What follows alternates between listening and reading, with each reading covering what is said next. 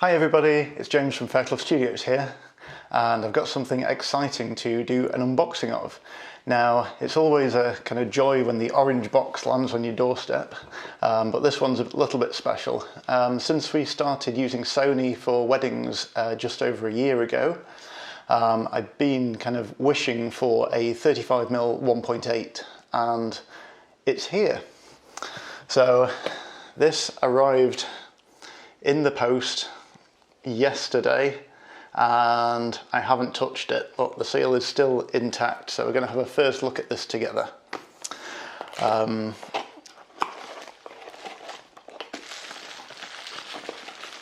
So inside the box we've got just the lens in some bubble wrap.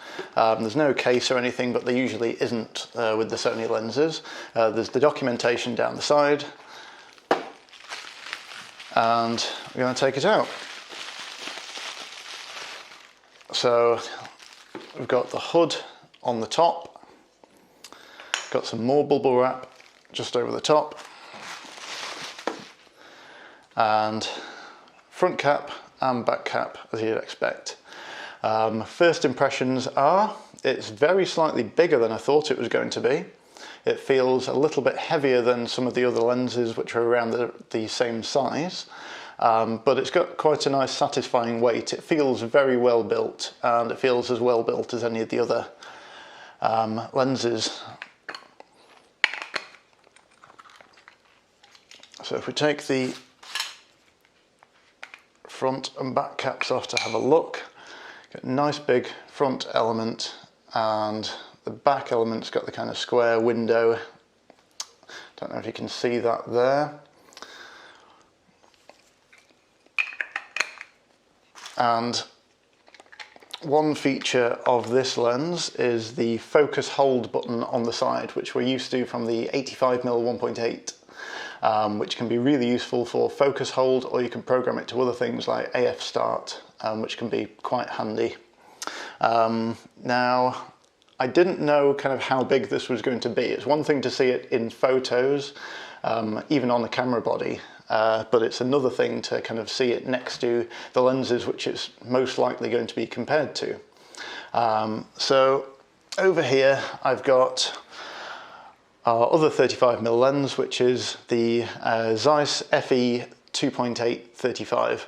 So as you can see, it is half the size. So it's around about the same diameter. If we put them next to each other there, just take the lens cap off. But yeah, it's around about double the size and double the weight. But if the quality's there and it's a stop and a third faster, then it's going to be worth it. I imagined it being quite close in terms of size and weight to the 28 f2, which I have here.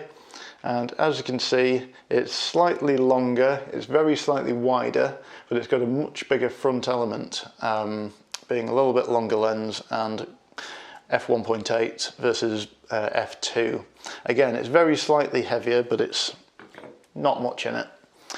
And the last one I'll directly compare to is the FE 55 1.8, which is one of our most used lenses, and that's around about identical.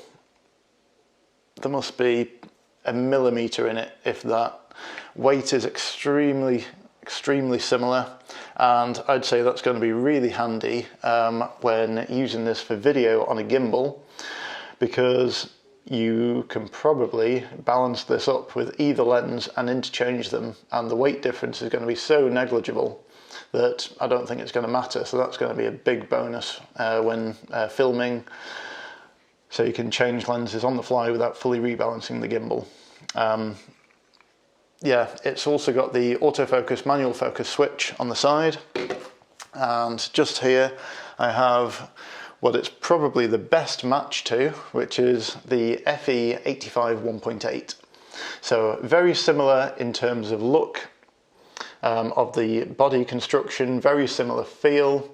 The materials seem kind of identical, and you can see the control layout on the side is absolutely identical. Focus hold button over the AF MF switch.